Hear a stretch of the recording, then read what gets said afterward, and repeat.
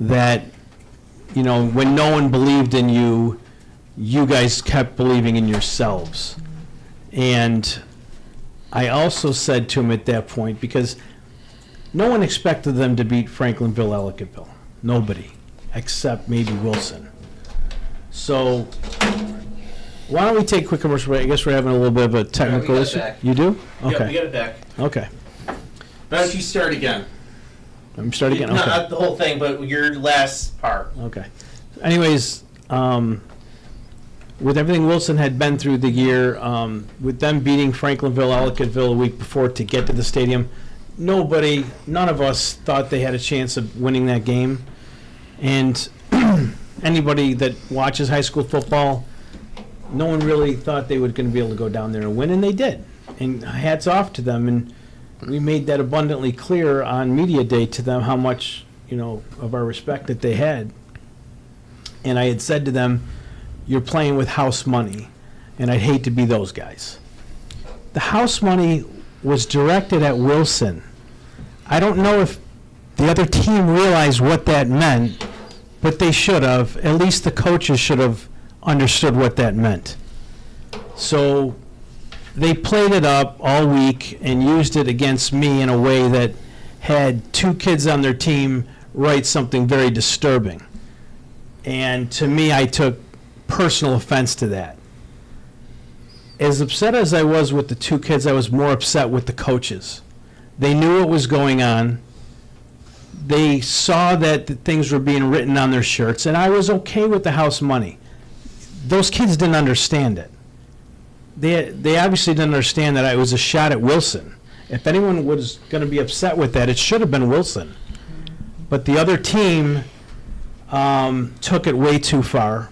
And I thought, even after talking with the coach, he mentioned that he played that up all week.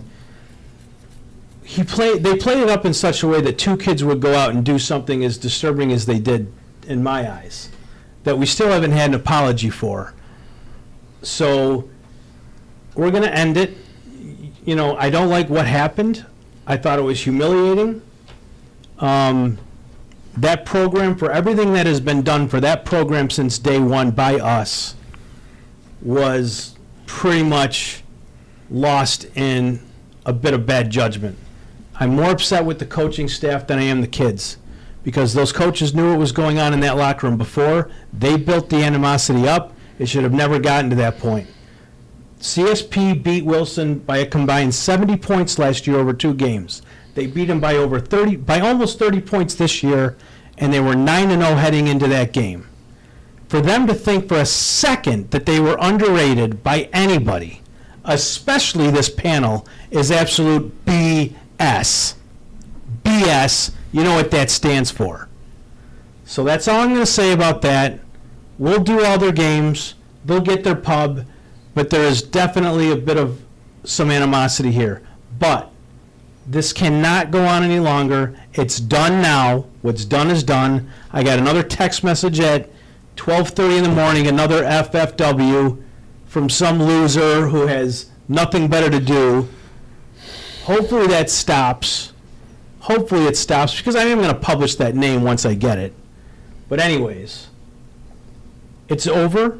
And I don't want it to be a distraction. I want those kids to go out and have the game of their life on Friday night, and then hopefully continue on through. And that's all I want to say about that. So, why don't we come back after a commercial break, and we'll get right into the Monsignor Martins. You're watching WNYA High School Football Weekly. What does it mean when people say America is a land of opportunity? It means the power to discover, To redefine yourself. To improve yourself. to challenge yourself. To realize there's more in you Than you ever knew. that you could do. Means giving people an open field to explore what they do best. With the best tools, The best training. The best technology in the world. We bring out the best in the people who serve. So you can be All you can be. I know who they're referring to. Welcome back, WNYA High School Football Weekly. Last Friday, Bishop Timon played O'Hara for the Monsignor Martin B Division Championship, I guess they call it, and Timon came out victorious. We had James McNeil in here last Friday, and he was pretty confident heading into that game, and he was one of the players. There's a number of players that came out in full force for Timon. And not only did Timon do what they had to do, St. Francis, again, victorious over Canisius. But that was a nail-biter because you guys were watching Twitter as Tony Fiorello was there doing a good job for the Buff News. St. Francis jumped up to a 3-score lead, and Canisius came back. But I'll tell you, in maybe one of the gutsiest calls, one of the gutsiest moves you'll see from a head coach is they kept one of their top players out of the game for whatever reason. We don't know. We're not mentioning the player's name, but a player was kept out of that game that's an MVP caliber player. For a coach to hold him out of that game in that moment, it says a lot about that coach, that winning was not more important. And that's one of the reasons why Jerry Smith is one of the most well-respected coaches in all of high school football. Your guys' thoughts on that game? I think one of you, actually, because I was on air with the AA game, if you guys remember, and you were sending me updates during the game. If I'm correct, the update that was sent to me was this was the first extra point missed this season by Canisius. Wow. One of you two had sent it in your text over to me. I think it was you. I mean, you're talking about literally a 21-20 game, a missed point difference, and it was almost mirroring the first game. If you remember, St. Francis went up big. Canisius comes rearing back. There just wasn't enough time to do the back and forth again like it did in the first game. But again, both teams battled to the very end in this one. So St. Francis will move on. I'm not exactly sure when their next game is. I know it's downstate.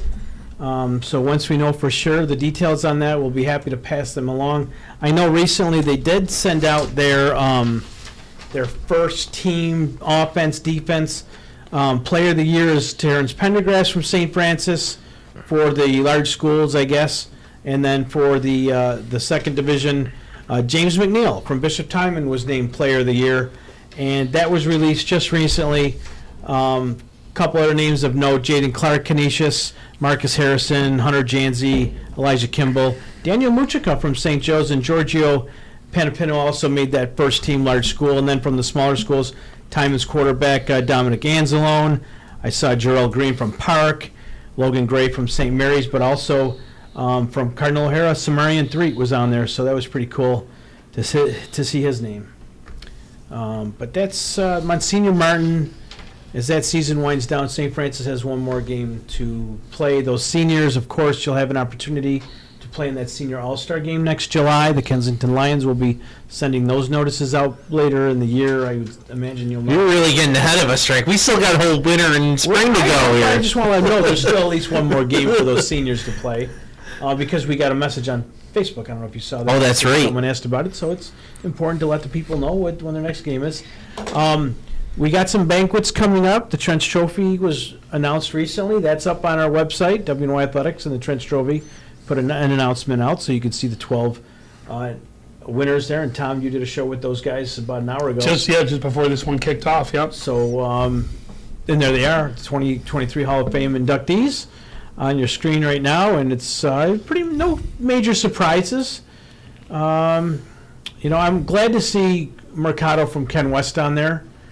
Ken West Blue Devils didn't have a great season, but heading in, you knew that was a special player, and they didn't forget that. They don't necessarily care about what your schedule is. They want to see what you're doing in those trenches, hence the Trench Trophy, and he'll have a shot at winning that in a banquet. I guess it's December 7th? Yep. But it's not at their normal Elks Club. They're moving it over to Grapevine over on Dick Road. Oh, nice. Okay. It's a bigger place. Yeah, so they said that's going to be their new spot for this year at least. Okay. And then the Connolly Cup, that's been announced. And Francis, you had a gang from the Connolly Cup here Sunday. And there are the 2023 finalists. Top 10 there. And you see Trevor Berry, who won a year ago, is back on this list. Any other repeat performers from last year? Willoughby. Willoughby, yes. No Willoughby, who had an exceptional season at South Park, makes the list again. Not a lot of newcomers, and we haven't seen anyone from Clarence on the list. in a while. I don't know the last health sciences player that's been on there. I can't tell you the last health science. Can you? Maybe was Copeland there? Maybe he was no. never. Yeah, that might be their sure. first one. CSP gets their first represent for the Connolly Cup in Tate Catanese. It's good to see a Pioneer name, and then you got a freshman, Elijah Kimball. First one since 1999. Frank, you want to guess who that is? Yeah. You know him very well. Yes. Tom, do you want to take a guess? No, The coach from Southwestern. Who is? Drawing a blank. He could have won it 4 years in a row. Really, I think he did win. He did win. Can you at least tell me the school that he went to? The college he went to? Clymer, Michigan State.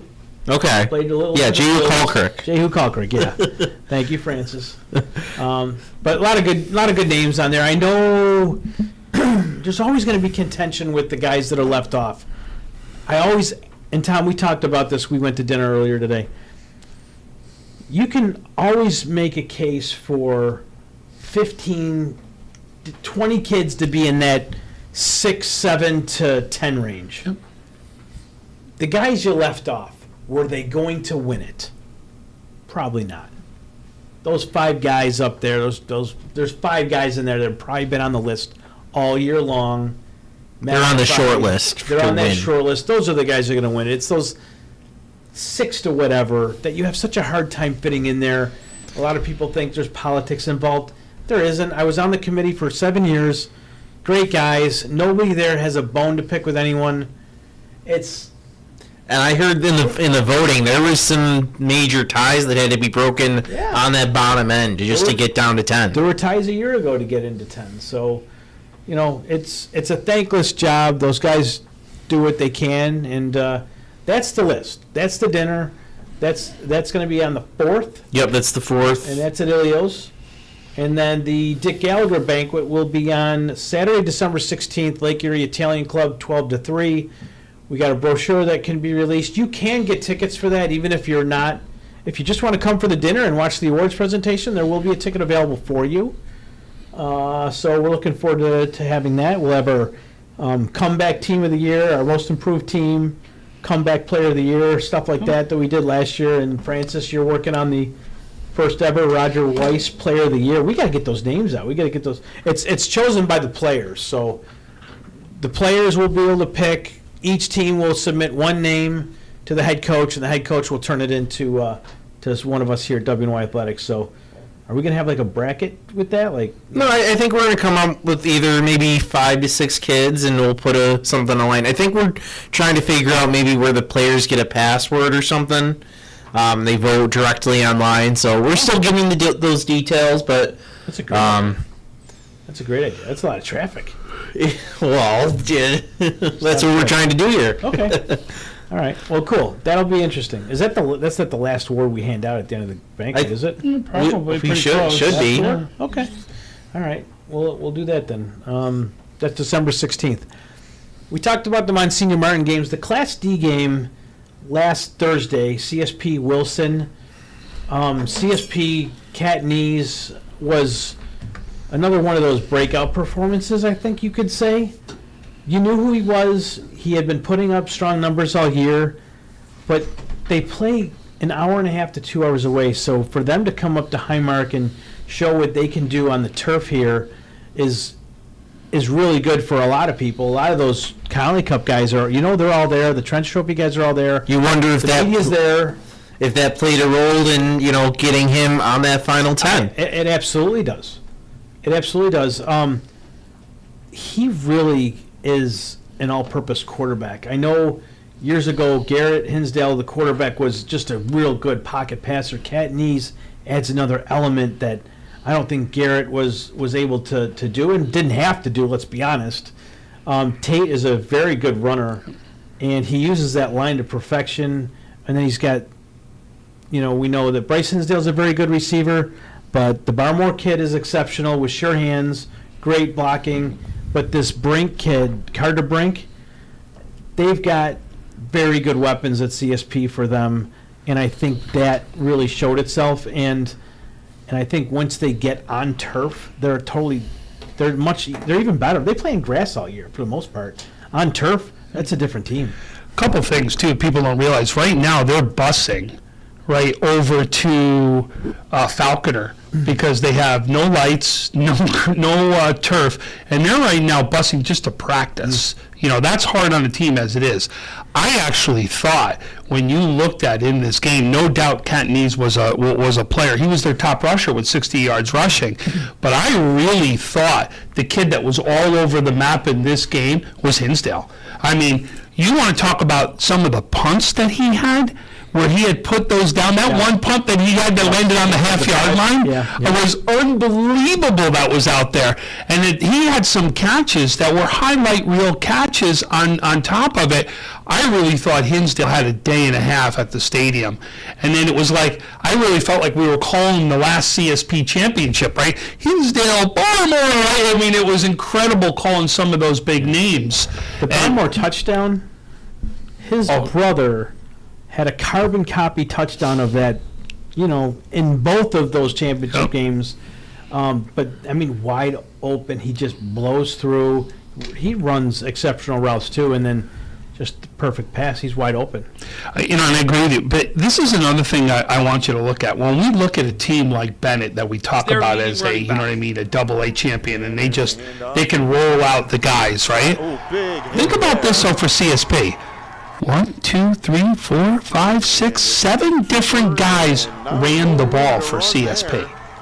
Right now, I know some of it was late in the game when they started pulling away, but you can look at, right, Posker, Catanese, Johnson, Meskel, right? These were guys that you're all talking about had an impact on this game, and that becomes big, especially as you're trying to go farther and farther down as they're going to repeat for a state championship. But absolutely, I thought they were hitting on all cylinders. I'll tell you, there were two great moments in that game. We talked a lot about Jack Mahar heading into that game and what an inspiration he's been.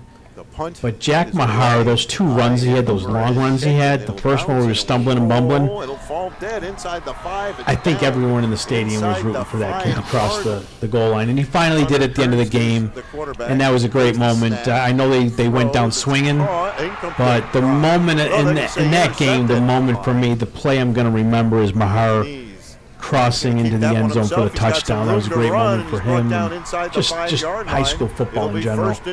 Again, we talk about it. He's not Rudy.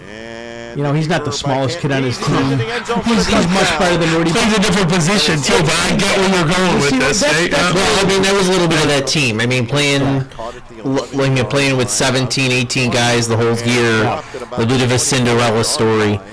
We should mention CSP, as you can see on your screen, is going to play Canisto Greenwood, the Charger. Canisto Greenwood out of Section 5 in the Class D game. Couldn't find any stats on them, but we do know that they're 9-2 on the year. They won 6-0. They won 6-0 over York Pavilion. Who was the favorite in that game? Yeah, actually, they lost to York Pavilion back in Week 4, 13-12. And then their other loss was a 25-20 loss to Avon. So when you're calling about a favorite, boy, that must have been like a half-point favorite then, right? When you look at how close that first matchup was. Yeah, they talking to the guys from 5 and downstate, they thought that this was an upset. So there's no guarantees. You're still going to put those pads on and prepare. And once you get into the postseason, it's a brand new season. We all know that. So CSP will move on. There will be the Section 6 representative. That game is Friday night, and that's at 5 p.m. That's at Will South.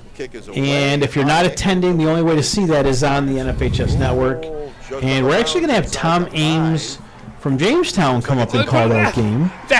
Tom knows the team well, and he does a lot of the Jamestown Raiders, but that's their territory, so a familiar voice from Jamestown will call that game for the Wolfpack. That's Tom Ames. You know who he is, and he'll do a great job. So we're going to move on to Class C, and I'll tell you what, that kid is incredible, Lucas Brown. Medina and Salamanca, these are two teams that play a similar formula. You got two strong, beefy lines, good running games, but I'll tell you that passing attack of Salamanca, if you hadn't seen Salamanca all year, my goodness, you saw a display of, I mean, this kid, they just played an incredible game, and I think they struggled with that pass. And Tom, you said, if I recall, maybe that might have been a spot where Medina had issues, was defending that pass. That was Lackawanna. Was that- I talked I'm sorry, about that that. was Lackawanna. Really, we saw them defend the pass against Newfane. So we saw them already come out to a team that could pass. That first half, they did an exceptional job of slowing Nate Snow and Dickerson Yeah, down. and so the question was going to be, really, to me, coming into this game, were the trenches going to match up? Yeah. Could Salamanca give Jackson Ross enough time so that he could throw the ball, right? If he's got enough time to throw the ball, they knew that they're capable of, right? Lucas Brown, I'm going to tell you, one of the phenomenal thing is this isn't even his best sport, folks, right? He's going to be an all-Western New York basketball player, and he has been phenomenal now for 3 years, and just came out and showed his athletic ability in this. That one-handed catch that he put up I was screaming in the press box. I just couldn't believe how great of a catch it really was. So the Warriors are going to move on to play the Leroy Knights, and that is going to be Saturday at 12 noon. Yes, Saturday at 12 noon. A little bit about Leroy. They are led by their running back, Tony Piazza. He has over 1,200 yards this year on the ground. Their quarterback is Thomas Condidorio. He's their quarterback. He has 760 yards, 9 TDs. So a fairly balanced team that likes to run a little bit more. So that's what they'll affect. One thing I think that's really impressive about Salamanca is we knew coming in that Medina's fake game and their fake handout misdirection was top notch, and Salamanca had a couple big misdirection plays of their own. I remember being fooled by a couple of their plays, and I think that says a lot about this Salamanca team and what they can do. And of course, I don't know if it was missed at the start of the show, but they're obviously playing for the late Daniel Ross Jackson's father. Make sure it's Darren Ross, I should say, who died of brain cancer just about a month ago or so. What a great interview I had. I did the post-game interview of Salamanca, and how much fun that was, just because you felt like the whole community was there, right? You really felt like everyone was a part of that interview.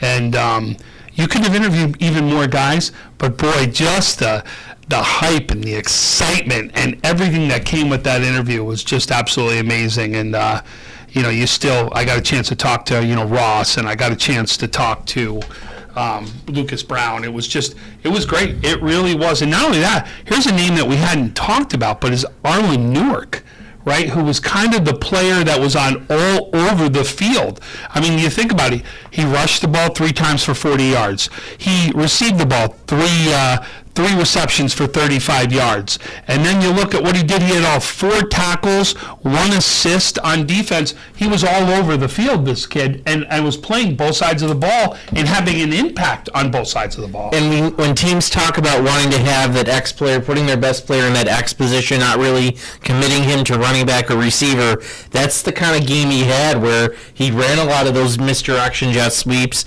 but he also caught a lot of those passes over the middle.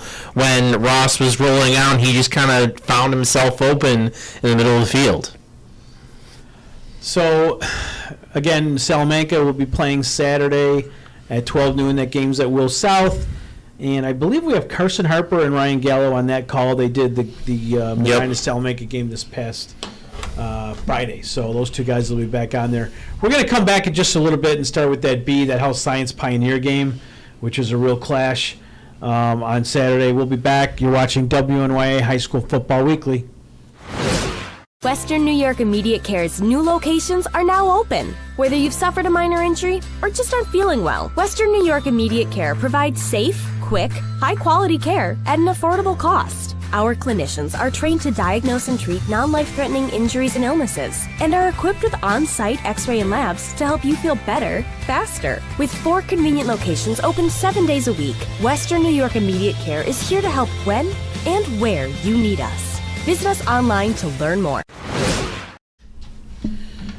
Welcome back to WNYA High School Football Weekly. Frank Wolf, Francis Beck, Tom Prince with you, and Heidi Gunther is producing our show. We just talked about the D and the C game last Friday and Saturday at Highmark Stadium. We're moving on to talk about the Class B Section 6 championship between Health Sciences and Pioneer.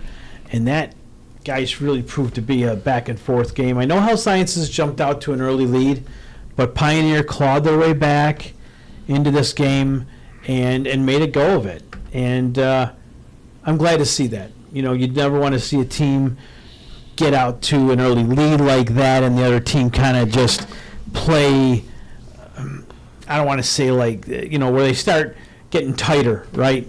Because this is a championship game for them, and teams start to play a little bit tighter and maybe overthink things. And that didn't happen with Pioneer. They hung in there with one of the best teams, and I'll tell you, the better team won, I think. I honestly think the better team won here, guys.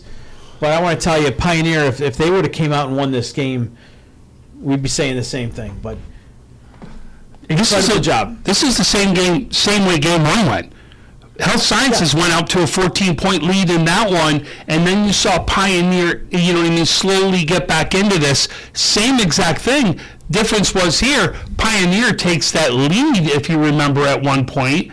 Right? They take the lead. What was it, 21-20 in this game? Yeah. And then you saw Health Sciences go 26-20, and then that's when they took on and went on with this game. But, you know, you talked about it right here as far as, you know, a finalist, but Caesar goes for 210 yards in this one, guys. I mean, that was one of the reasons for, you know, what you saw really him take off and make the big impact on this game. I also thought Montrese Webster was big. If you remember, he makes that interception, goes in for a touchdown. Yep. And I will tell you, and I even saw this as I was on air, and Montrese, because you know I love you, I've interviewed multiple times, I didn't realize how fast he really is. You know what I mean? I've never seen him run so much in open space, and he took off on that touchdown, and he showed how fast he is for, you know, what's considered a big man, you know what I mean? And he really did show off some amazing skills in that one. He's got some, is it Marquise Fluid? What was his first name?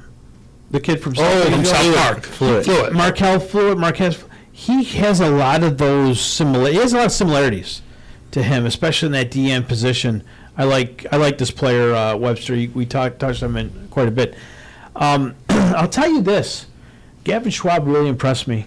Yeah. Gavin Schwab really impressed me as a quarterback for Pioneer. I thought he played his best game as a high school quarterback. They played Saturday. 243 yards for 4 touchdowns. Yeah. I'll take that any day of the week. They didn't play Friday. They played Saturday. Class B. Yeah, they were the second game on Saturday. I thought he played his best game, but I'll tell you this, Tom. You've been singing Dalton Jabu's praises all year, and I agree with you 100%. But I don't know if the rest of Western New York was believing what we were selling. Well, you watch him in this game, and if you don't walk away thinking Dalton Jabu is one of the best players we have in Western New York this year, then I don't know what you're looking at. That kid had one hell of a game as well.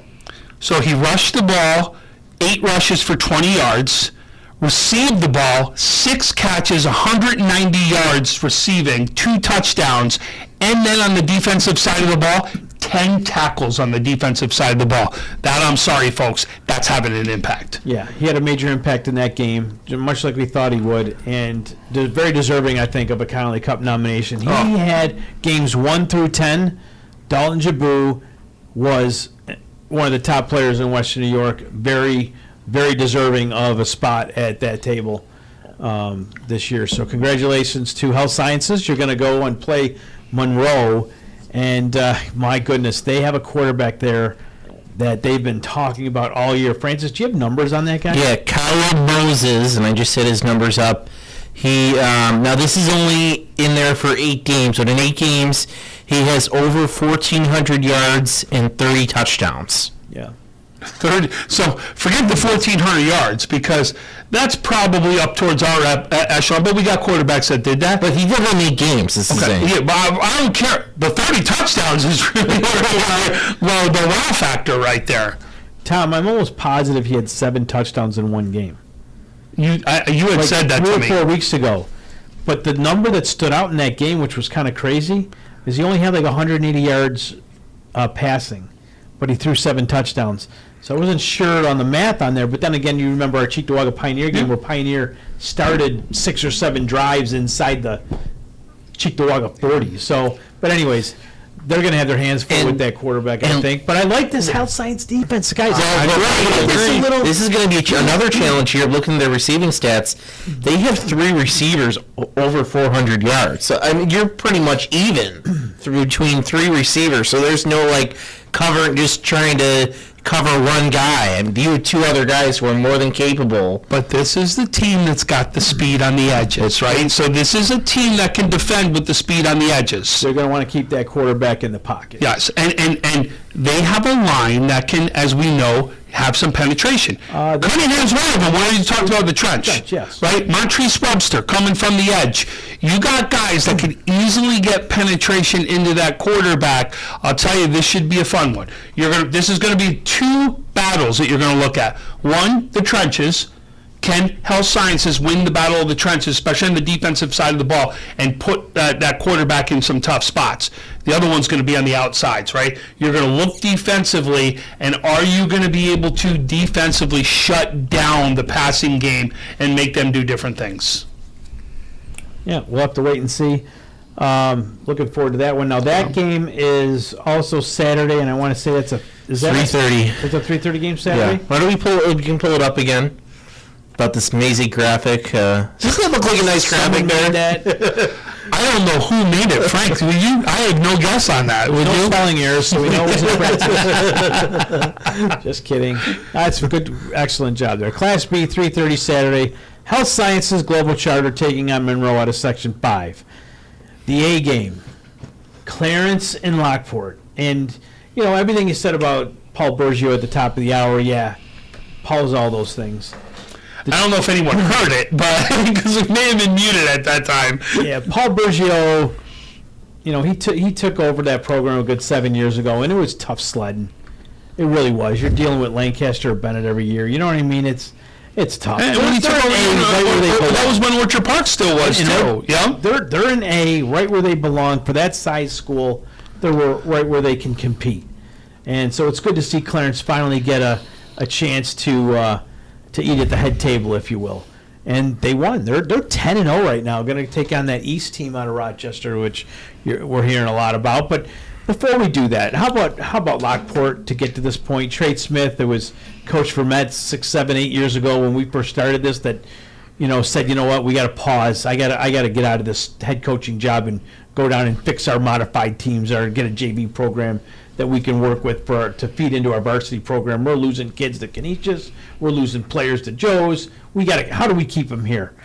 And they did that. And Trey was the man for the job to keep that varsity, the glue going there. And I know they had to make a lot of tough decisions to get to where they are in terms of, telling kids, hey, you're not playing this week. You're going to sit this one out, or, until you change your attitude, I don't want to see you back.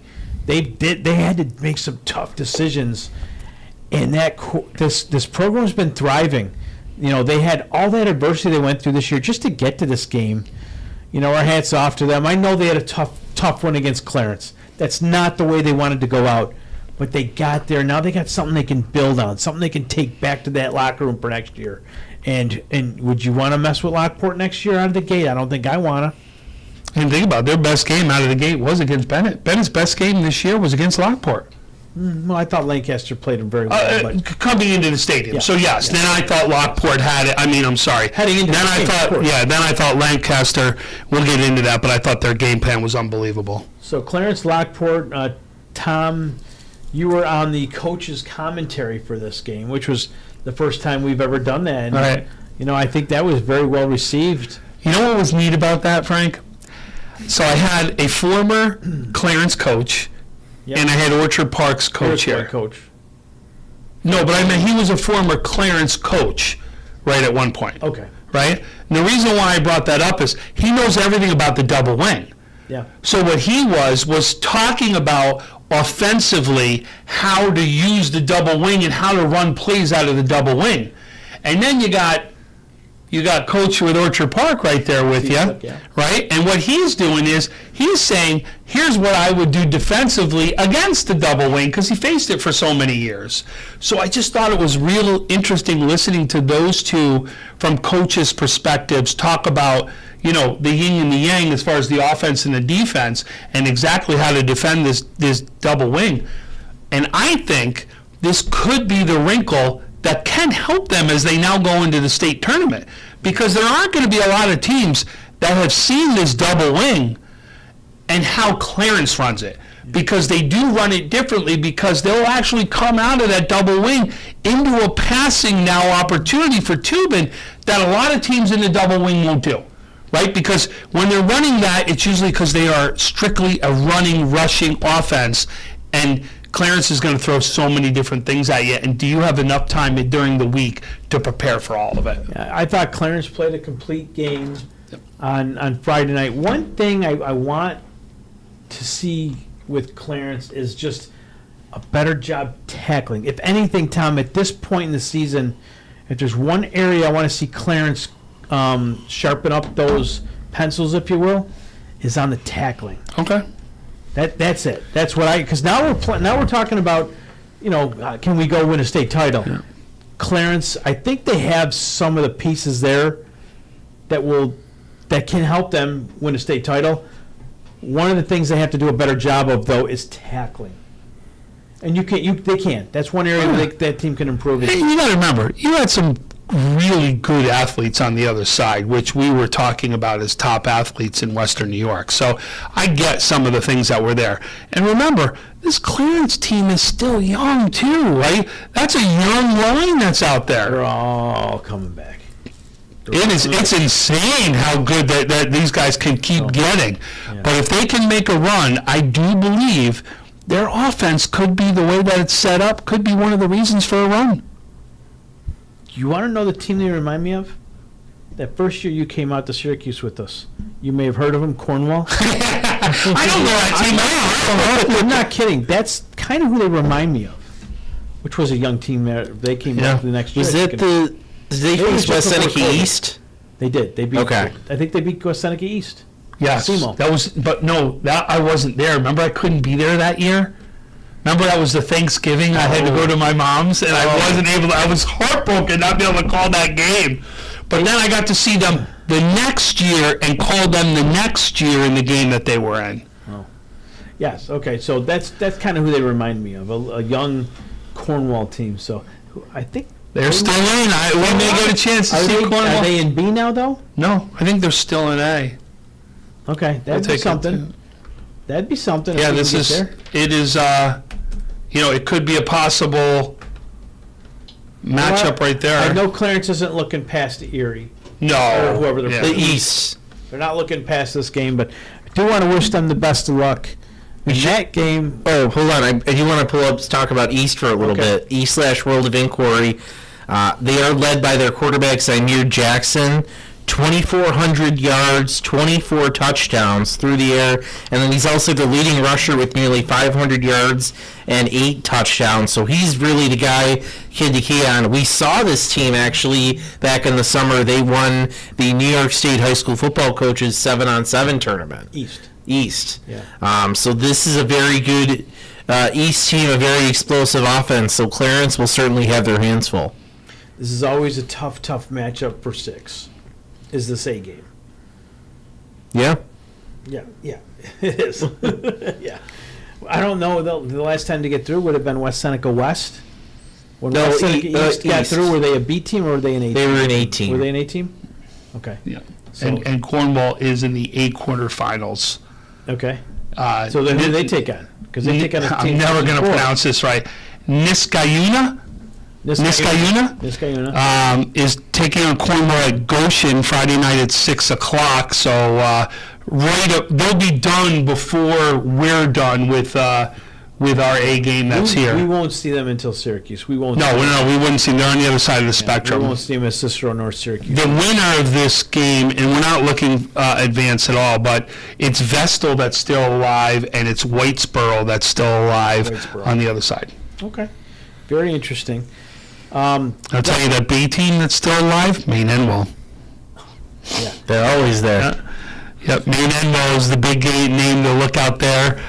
Port Jervis is another 9 team that They were last year, I believe. yeah, they're a team that is always solid year after year. Big wrestling school too. Go Forks, I'm sure, is still around. They Indian. No, Chenango Forks got knocked out. They lost to the team that has got the quarterback Tommaso. Waverly beat them? Yeah. Waverly. Yes, I did see Waverly. Yes. Waverly beat Shenango Forks. Yeah. Yeah. Waverly will be playing Adirondack. Wow. We might see this Tommaso kid. Yeah. We almost saw him last year. Yep. That's So, great. and then remember last year's C champion James O'Neill? They're still in this too on the other side for the What about C's. General Brown? I know O'Rourke was going out to see them. He never texted me. General Brown is not one of the 4 finalists that are left. Tell me those finalists if you can. For what, C or D? Yeah, C, D. So C will be Bronxville versus James O'Neill. Okay. Fonda Fultonville will play Governor. Governor's a team we've seen there. Huh? Fonda Fultonville. Okay. Yep. Okay. Adirondack Waverly and Leroy Salamanca, of course. Very cool. D would be Haldane versus Burke. Burke is another Section 9 team. Stillwater versus Mariah. I is a Class D. Yep. Powerhouse. Yep. And then Dolgeville versus Tioga. Yep. And we know Tioga's the number 1 team, right? And then right now the matchup that we see with CSP. But right now your 1 and 2 is still alive in the D right there. And in the 8-man, which we'll get a chance to call when we get to the next steps, Moravia versus Sullivan West and Frankfurt Schuyler versus Pembroke at Waterville. Pembroke just beat Frewsburg. Yep. Mariah's an 8-man. Adirondack beat General Brown. That was scored one of our U2. Yeah, that was O'Rourke's team. Adirondack, I believe. Wildcats? Yes, I think that's exactly what it is. Okay. And then we didn't do the other ones. I don't know if you want me to do the double A and A because we didn't do those. As well. Double A is Carmel versus Shenandoah. They won 35-3 or something last week, Carmel, I believe. And then Albany Christian Brothers Academy versus Middletown. Both alive. And remember, that Christian Brothers Academy, what happened to them last year? Remember, they were supposed to be the team that played Bennett and unfortunately had a quarterback that was thrown out of the game early, if you remember, in that one. Yeah, there was. Yeah, and that was the reason they ended up losing a tight game to Newburgh, and Newburgh was the one who advanced.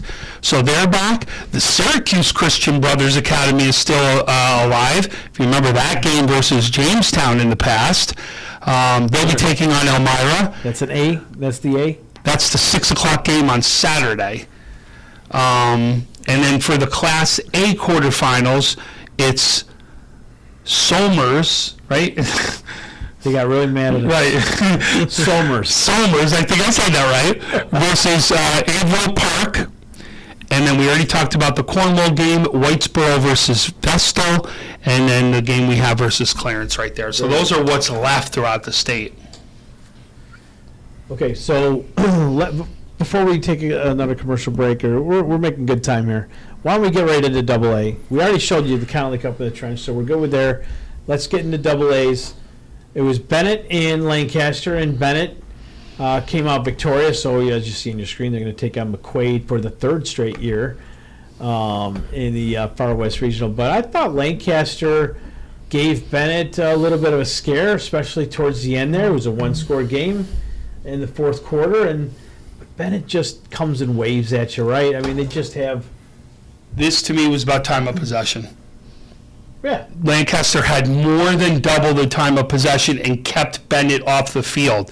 That was to me, the biggest key that Lancaster did, and you knew that was part of the game plan that was there. I thought the game plan for Lancaster was dead on, but we talked about it. It's just some of the things that this Bennett team could do, and this is Jameer Thomas, the first touchdown. I call this. Did you see him ride his offensive lineman with his hand? And the minute he got it, the opening came, he breaks it to the outside, goes in for a touchdown. Jameer Thomas actually gets hurt in this game. I don't know if you realized he comes out in this game. We thought maybe it was an ankle, but he came back in. He does come back, but you wonder, was he at 100% for that game? I mean, but still, I'll take even probably 75% Jameer Thomas with how fast that kid is out there. Damari Clemens was big defensively, came up with some big stops on tackles, had the interception that he needed, almost had a second one. Ryan Lawrence, he to me is... I thought he was like the unsung hero. He was, and I agree with you on that one. And to me, he's kind of that thunder lightning that we've always talked about, and he obviously will go in and take impact. And if you saw most of his runs for Ryan Lawrence were up the gut is where he went. Correct me if I'm wrong, but didn't he have a lot of defensive plays too? Yes, so yes, absolutely. He was both sides of the ball was big. Yeah, I thought he had... In fact, that was him that just made that tackle right there. Yeah, a lot of nice plays. If you didn't really see a lot of games with Ryan Lawrence, I thought he really stepped up in this game. This might have been his, and he had a really good game earlier in the year, did he not? On Friday Lights with Jack. He's had a lot of big games. But this might have been the most balanced, complete game, and you couldn't ask for a bigger spotlight than in the stadium. But on turf, just to give you some stats from him alone, right? He ran the ball for 114 yards and 2 touchdowns. Jameer Thomas ran the ball for 103 yards and a touchdown. And then you look at what he did receiving. He had a reception for 35 yards. And then on the defensive side of the ball, he had 7 tackles in this one to boot. Yes, it was a complete game for Bennett. Lancaster, though, gave them everything they had. Take nothing away from the legends here. They hung in there with the best team and arguably the best team in West New York. But think about this too. They didn't score within the 5-yard line and threw a pick in the red zone on the other side of the field. Right? That's how close this game really was. And again, how big the defense for Bennett came up and made some big stops for those not to be scores. Yeah, because you hate to walk into this round with not having faced any adversity. Well, and I think they faced a little bit here. They did. I mean, we were talking about it a little bit earlier today. Bennett didn't face a McDowell. They didn't face an Austintown Finch. And for the most part, this maybe until the last game, this has been pretty easy going. And remember, this McQuaid game, you were there with me. They were down at halftime. 14-0? Yeah. 14-0.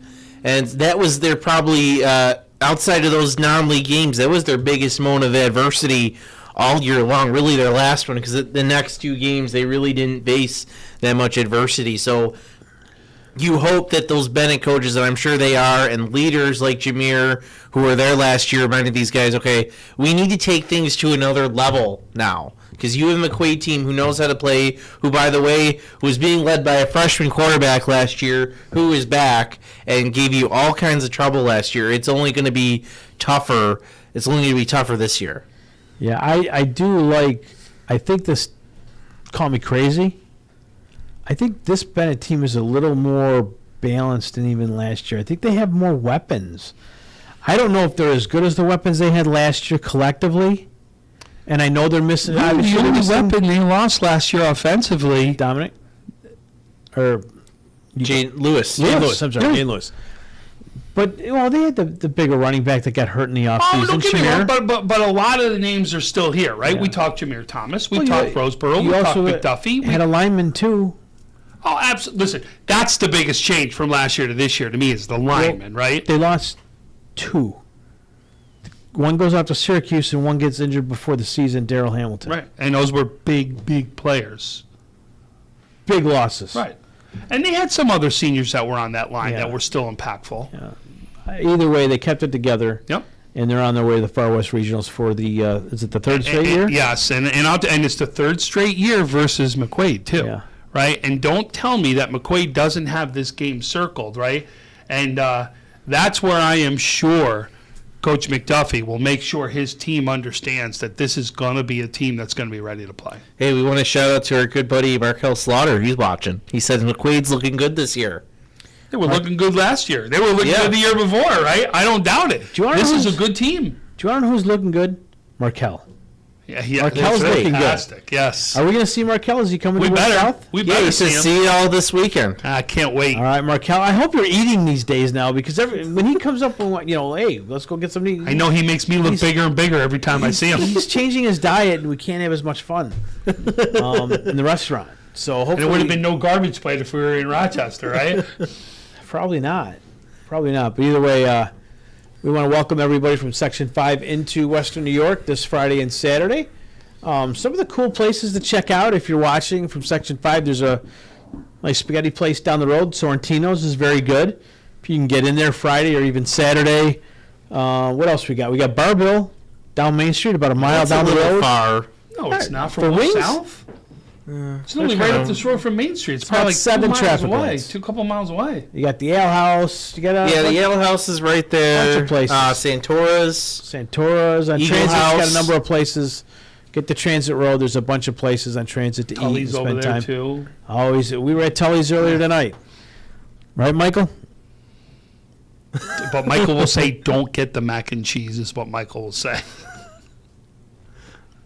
So that's going to do it for this show. I want to thank all our sponsors, the U.S. Army, Western New York Media Care, Logistics Plus, AdPro, Paul Wolf Insurance, and all the other ones out there that help us out and do what we do. We appreciate you. Any final thoughts heading into these games, Tom? This is now where there is not a weak team that you will ever see at this point, right? You don't get through being a weak team. If you are ready to play this game or any of these games moving forward, you're going to get blown out, right? You need to be ready, you need to be focused, and you need to leave everything out on the field because every team now really understands it's now or never. Mistake-free football. Yep. You know, I'll say this about our Class B teams. Those divisions were, especially the top B division, tough. One of the toughest divisions we had collectively. So many tough, physical, fast teams. They beat on themselves so much this year. Whoever came out of that was going to be battle-tested times 10. I know that we're not expected to win that game. If you're looking from a state level, the people we talk to, everything's been Monroe this, Monroe that. But I'll tell you right now, that B division in health especially, they're more than prepared to take on Monroe. I don't know what's going to happen. I can't wait for it. Maybe a month ago I've been a little bit more worried about our chances, about just the way we've been hearing about Monroe all year. But I'll tell you what, Pioneer, Will South, these other schools that played health sciences and B, got them ready for Monroe. So, we can only get one team to represent. But right now we're all 5 of those teams that you got to get behind. Wilson, how much better did they make CSP?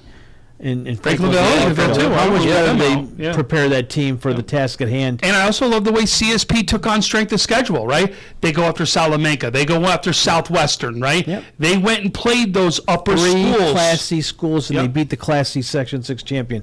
Salamanca. Again, we thought Portville might take care of business. They got through Portville. They had no problem with Portville the second time around. So Salamanca's ready, too. I mean, there's another opportunity. Medina. How tough was Medina Yep. down the stretch? And Salamanca beat them. So I think the way that our teams really battled down the road will really help us out. Can we send 5 teams to Cicero, North Syracuse? You'll find out Friday and Saturday if you get a ticket down to Will South or check them out on the NFHS network.